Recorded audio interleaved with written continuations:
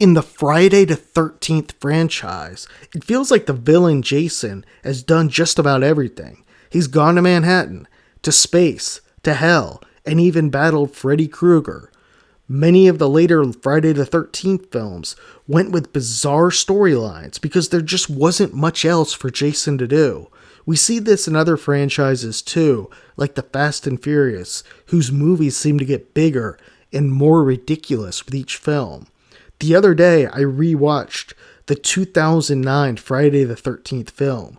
The film wasn't terrific or memorable by any means, but I thought the movie was better than most give it credit for. The movie focuses on a young man named Clay Miller who has gone looking for his missing sister. In addition to this, there's also a group of teenagers that have headed up to Crystal Lake for a weekend of sex, drugs, and partying. There were several good things about this film. The first is that the film stays true to most of the themes of the franchise. In a nutshell, Jason basically kills horny teenagers. There's no rhyme or reason why Jason does it. It's just because it's Jason, and this is what he does. In the movie, I also thought the kill scenes were pretty good, despite what many say.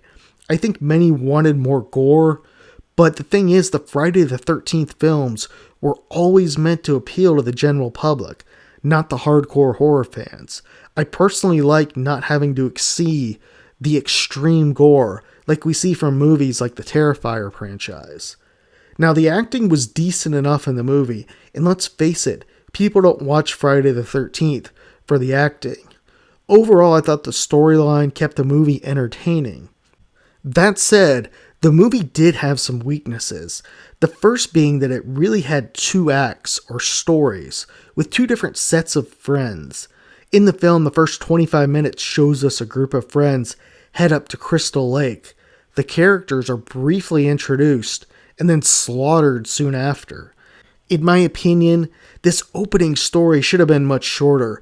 I get that the first act shows Clay's sister Whitney attacked by Jason and ties to the second act, but this opening could have been much shorter.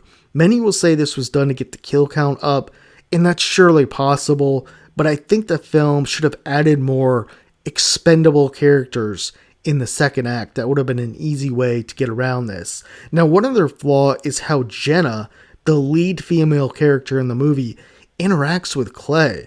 She comes up to the lake with her boyfriend Trent, and the group stays at Trent's dad's cabin. However, after just two conversations between Jenna and Clay, Jenna runs off with Clay, abandoning her boyfriend.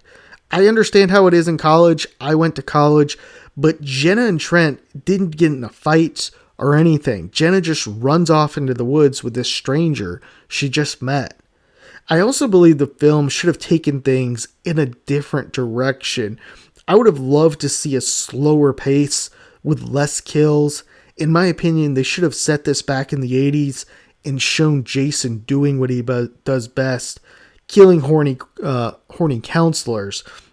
Now, we saw the TV show American Horror Story have much success with this formula, and I think the studio should have gone in this direction.